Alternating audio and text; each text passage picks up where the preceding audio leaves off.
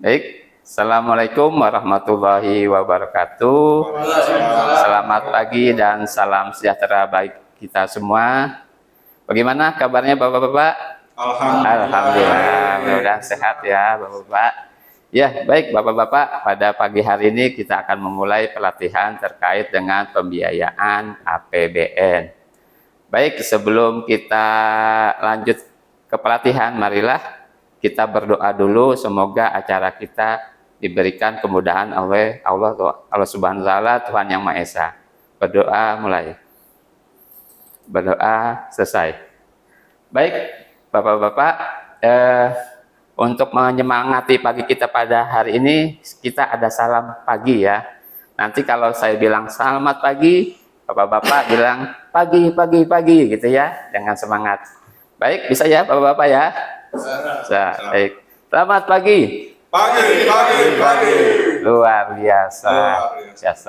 Ya, terima kasih Bapak-bapak. Kita lanjut ke perkenalan dulu ya, supaya berjalan dengan lancar. Tak kenal maka tak sayang, maka saya ingin memperkenalkan diri saya dulu. Nah, ini adalah nama saya. Nama saya Amjulianur. Ini profesi saya sebagai widyaswara pada Puslikat Keuangan Umum Kementerian Keuangan. Ini adalah pendidikan saya, ini email saya, dan ini adalah nomor telepon saya. Baik, demikian ya Bapak Ibu, semoga tidak ada yang ditanyakan. Nah, lanjut kita akan perkenalan nih. Nah, ini juga saya perlu perkenalan dari Bapak Ibu semua nih ya.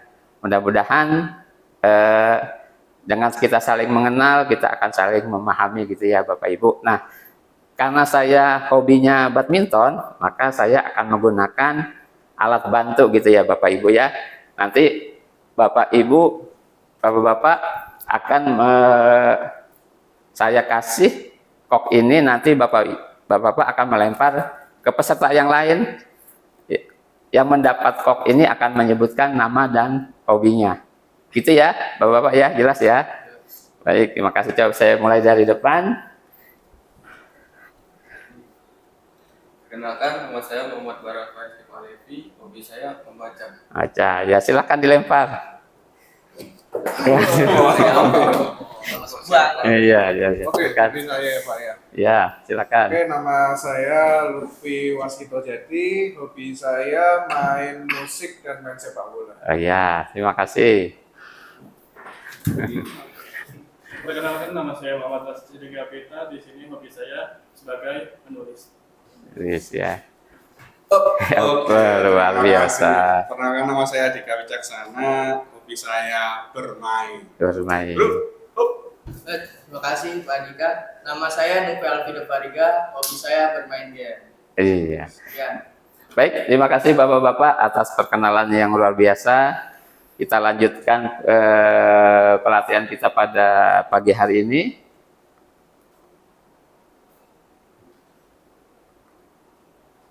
Nah, ini adalah tata tertib ya Bapak-bapak. Semoga para peserta pada pelatihan ini dapat menaati tata tertib ini yang sudah ditentukan oleh pengelola pembelajaran ya. Baik. Nah, Bapak-bapak, ini adalah tema kita pada pagi hari ini terkait dengan pembiayaan APBN. Nah, ini mungkin bagi sebagian orang merupakan hal yang sudah sering terdengar di telinga kita, tapi mungkin bagi orang lain ini menjadi sesuatu yang asing gitu ya. Apa sih itu APBN ya? Orang mungkin sering mendengar APBN itu di media massa, baik di koran, di televisi ya, bahkan di medsos gitu ya, APBN. Nah, pada pagi hari ini kita coba menggali tentang APBN. Nah, Bapak-bapak, tujuan pembelajaran adalah setelah mengikuti pelatihan ini, peserta diharapkan mampu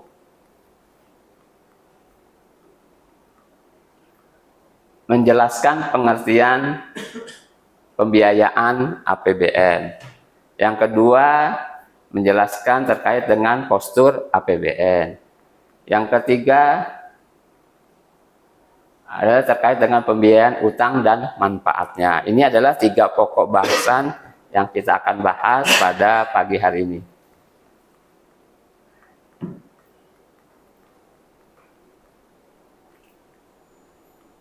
Nah, ini adalah indikator keberhasilan pembelajaran. Peserta pelatihan diharapkan dapat menjelaskan yang pertama pengertian pembiayaan, yang kedua terkait dengan postur pembiayaan dalam APBN, dan yang ketiga adalah pembiayaan utang dan manfaatnya.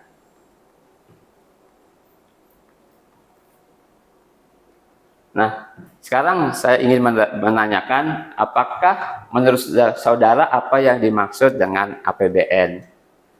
Kira-kira di sini peserta pelatihan ada yang ingin mengungkapkan pendapatnya? Silakan, ya. Di sini menurut saya APBN itu adalah posisi keuangan negara yang terdiri dari pendapatan dan pemasukan. Ya, baik. Terima kasih. Ada lagi yang lain? Ya, Bapak Lutfi. Wah, menurut saya mungkin APBN itu adalah realisasi anggaran pemerintah. Oh gitu. Baik, terima kasih. Ada lagi? Saya, Pak. Ya, silakan. Nah, menurut saya pribadi APBN itu adalah laporan keuangan pemerintah yang disusun dalam periode tahunan. Oh ya, baik. Terima kasih ya. Ya, jawaban Bapak-bapak sudah hampir mendekati kebenaran ya. Nah, sekarang kita lihat apa itu APBN ya. Jadi APBN adalah rencana keuangan tahunan pemerintah Indonesia yang disetujui oleh Dewan Perwakilan Rakyat atau DPR. Nah, APBN berisi daftar sistematis, terperinci dan memuat rencana penerimaan dan pengeluaran negara selama 1 tahun anggaran. Nah, Bapak-bapak, ini adalah pengertian dari APBN. Nah, selanjutnya kita akan membahas terkait dengan postur APBN. Postur APBN terdiri dari pendapatan, belanja, surplus atau defisit. Nah, ini kita akan belajar apakah suatu APBN surplus atau defisit pada pembelajaran kali ini. Nah, Bapak-bapak, saya ingin lebih menggali terkait dengan apakah suatu APBN itu defisit atau surplus melalui simulasi berikut ini.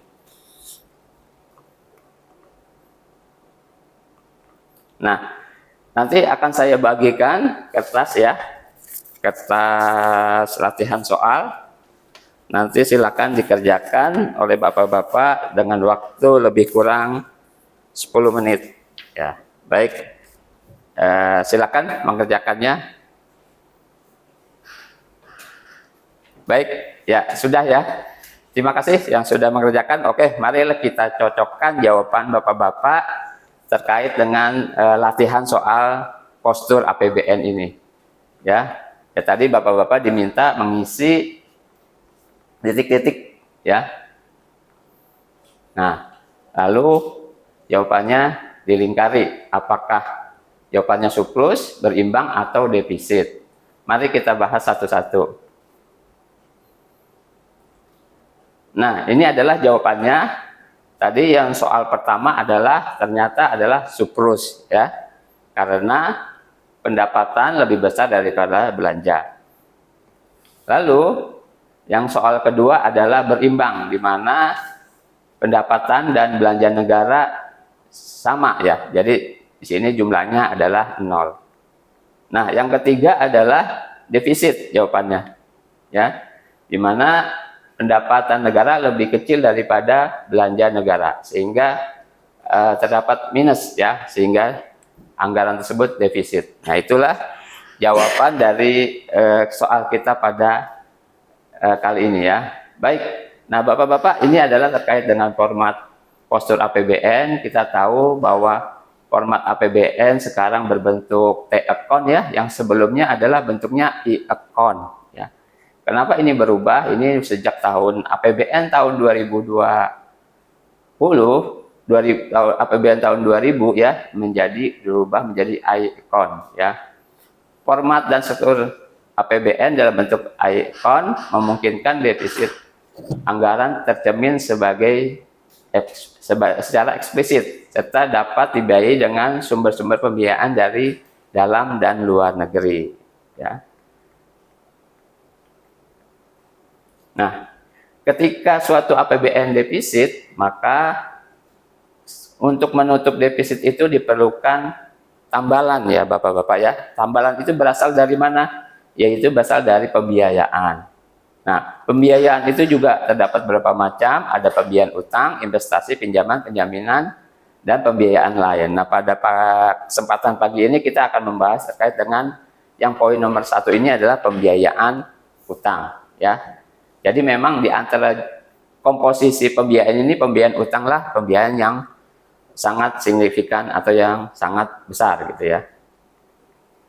Nah, oke, sekarang kita kaji apa yang disebut dengan pembiayaan ya.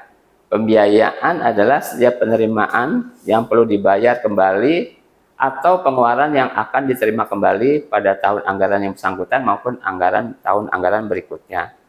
Jadi ketika pembiayaan itu ada sesuatu yang kita terima akan kita balikan gitu.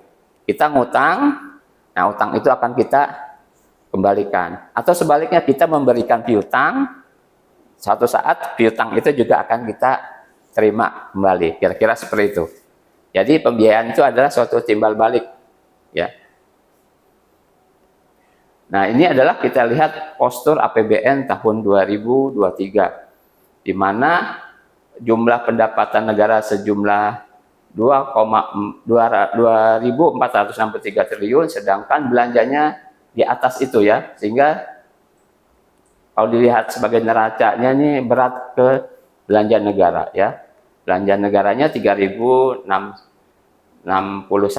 triliun ya, sehingga pada tahun 2023 defisitnya sebesar sekitar 598 triliun yang ditutupi oleh pembiayaan anggaran.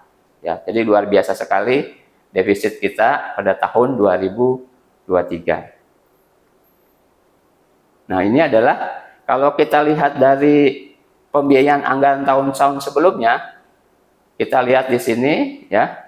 Nah, di sini ada kenapa di sini naik? Karena di sini adalah masa Covid, di mana pemerintah menyediakan anggaran yang cukup besar di masa Covid tersebut ya, diperlukan untuk kesehatan, bantuan sosial dan lain-lain. Jadi defisitnya sangat luar biasa sekali sebesar 1.193 triliun ya. Jadi memang di sini pemerintah sangat ekstra keras bekerja untuk memenuhi pembiayaan anggaran ini, terutama pembiayaan anggaran dari sektor hutang gitu ya. Seperti itu Bapak-bapak. Nah, baik, sekarang kita diskusi. Nah, sekarang saya ingin menanyakan kepada Bapak-bapak peserta pelatihan, bagaimana menurut Bapak-bapak jika negara berhutang? Ya, silakan. Ini Bapak-bapak dapat menilainya secara positif dan negatif.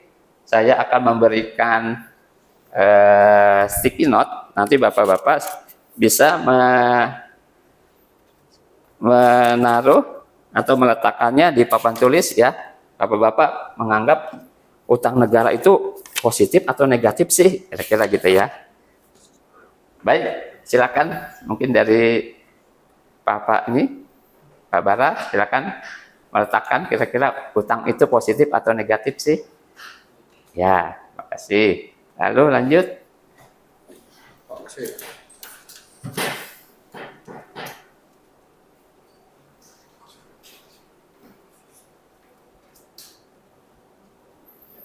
Ya, lanjut.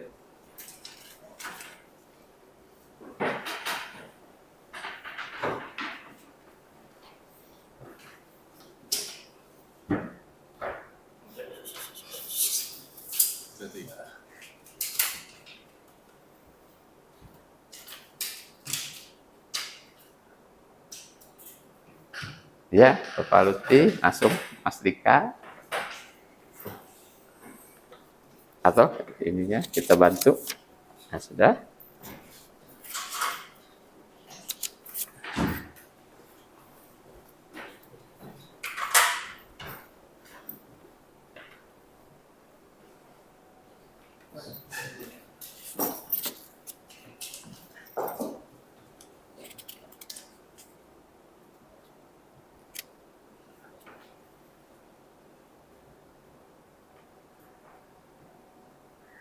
Ya, baik, terima kasih Bapak-Bapak. Jadi ternyata banyak yang positifnya ya. Utang pemerintah melakukan utang ternyata banyak sisi positifnya dari pendapat Bapak-Bapak. Kalau dari Mas Bara kira-kira kenapa positifnya? Agar APBN tidak tekor. Oh, baik, terima kasih. Siapa yang punya pendapat positif? Ya, silakan Bapak Lutfi. Karena itu bisa bermanfaat untuk pembangunan. Baik, terima kasih ya. Ada yang berpendapat negatif? Saya Iya, silakan. anggaran menjadi boros. Oh, anggaran menjadi boros. Baik, terima kasih ya. Ya, oke, kita lanjut ya.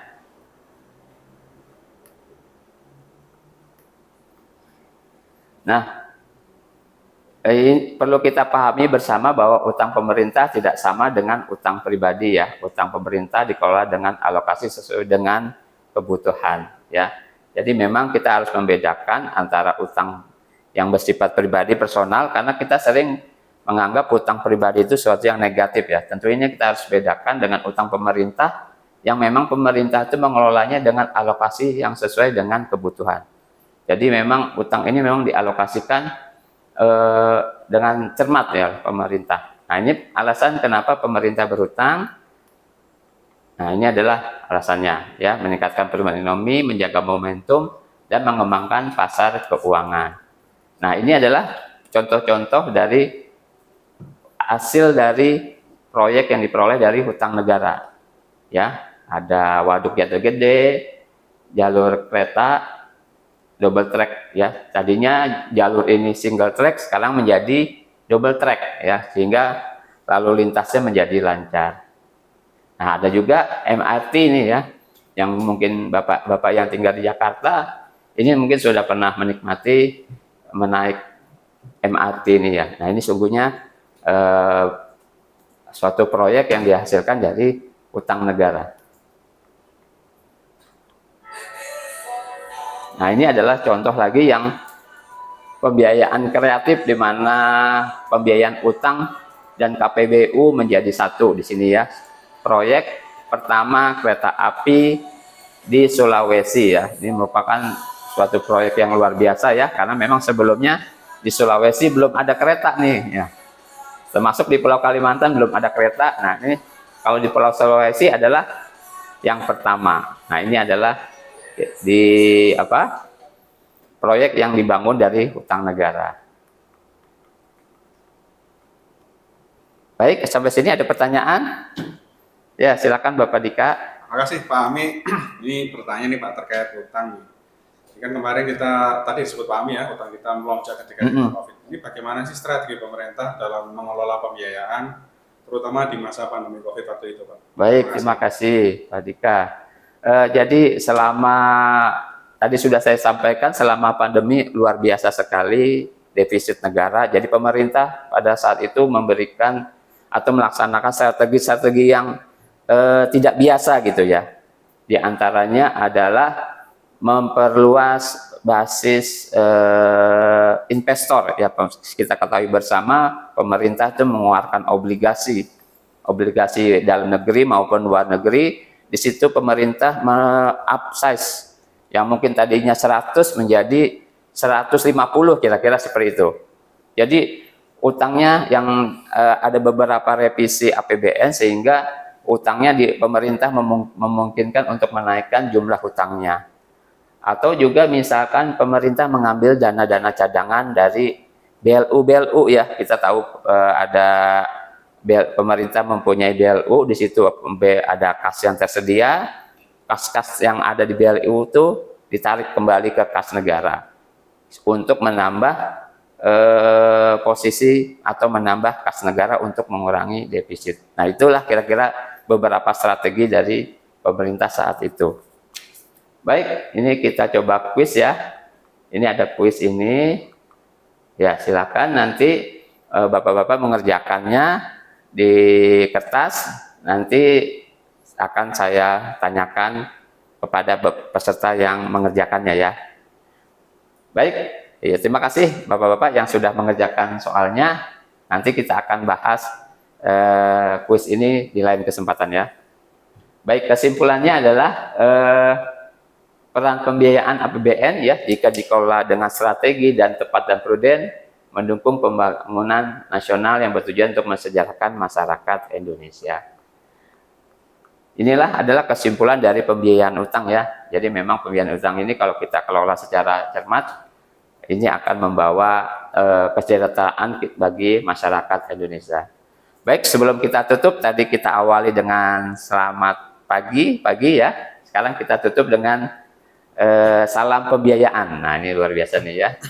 Kalau saya menyebutkan salam pembiayaan APBN, Bapak-Bapak menyebutkan strategi gitu ya. Lalu seperti itu. Paham ya Bapak-Bapak ya? Baik, pembiayaan APBN. Strategi. Pembiayaan APBN. Prudent. Pembiayaan APBN. Sejahtera. Luar biasa. Tepuk tangan buat kita semua. Baik, Bapak Ibu Bapak, terima kasih atas perhatiannya. Saya Ami Yulianur. Jika ada kurang dan lebihnya saya mohon maaf. Assalamualaikum warahmatullahi wabarakatuh. Waalaikumsalam. Pak Ami. Pak Ami ini sesuai apa? RPPMP